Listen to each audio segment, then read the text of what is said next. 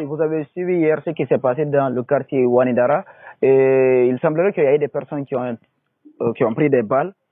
Dites-nous dans quelles circonstances vous avez passé la nuit hier. Moi, toute la nuit, nous on était confinés dans les maisons. Ça tirait partout. Nous avons reçu des messages partout. Ils nous ont dit que beaucoup de jeunes du quartier ont reçu des balles. Il y a même un jeune voisin ici qui a reçu des balles, mais jusqu'à présent, je ne l'ai pas vu. Parce que même actuellement, ça tire au Carrefour Marseille. Personne ne peut traverser. Ce matin-là, ils ont arrêté beaucoup de vieux et de jeunes. Ils ont même kidnappé un jeune militant de l'IFDG hier nuit. Ok, le gouvernement dit que c'est des individus qui sont venus ouvrir le feu sur les agents qui sont postés là-bas pour maintenir l'ordre. Confirmez-vous cela ou bien infirmez-vous cela?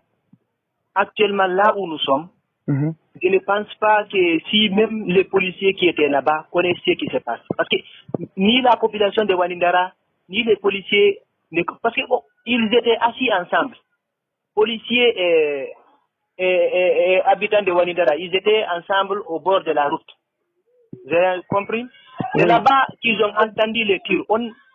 Personne ne connaît si c'était un passant ou si c'était quelqu'un qui était arrêté de l'autre côté.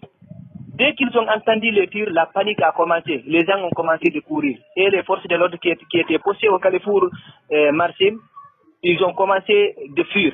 C'est deux d'entre eux qui restaient. Celui qui détenait le fusil et celui qui était dans le pick-up.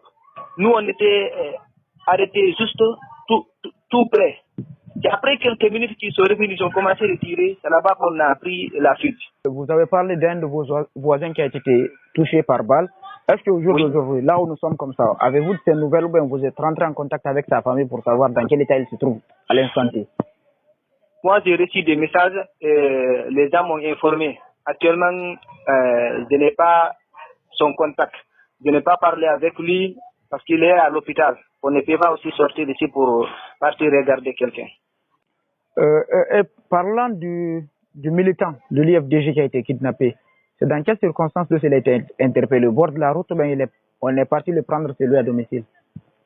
C'est ce matin que cette information m'est parvenue. C'est une mère de famille qui est venue ici. Il m'a dit, as-tu appris qu'ils ont attrapé? J'ai dit, je ne savais pas. J'ai dit, comment il a été arrêté? Ils ont dit, ils l'ont trouvé jusqu'à son domicile. Ils l'ont arrêté. Même moi, j'ai vraiment peur de rester ici parce que je vais même quitter ce quartier pour ne pas être arrêté. C'est tout. Parce que c'était un militant, ce n'était même pas un militant qui faisait des violences. Il ne sortait pas, c'était un jeune qui est très calme.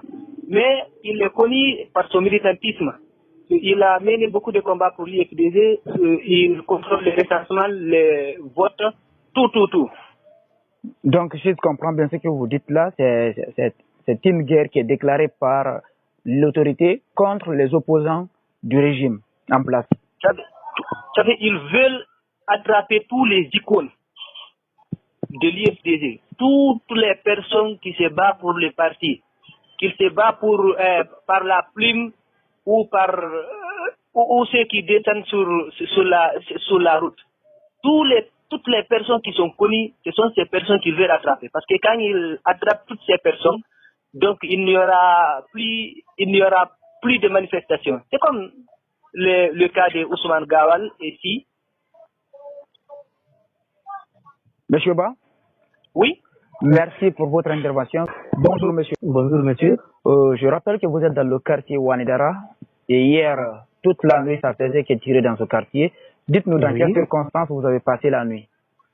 Nous avons passé vraiment une très mauvaise nuit, si on peut le dire ainsi, parce que les gens ont été terrorisés, disons, jusqu'à 19h, 20h. Et à 21h, on pouvait trouver personne, il n'y avait que des tirs, ça tirait de partout. Et nous avons passé vraiment une nuit avec la terre au ventre.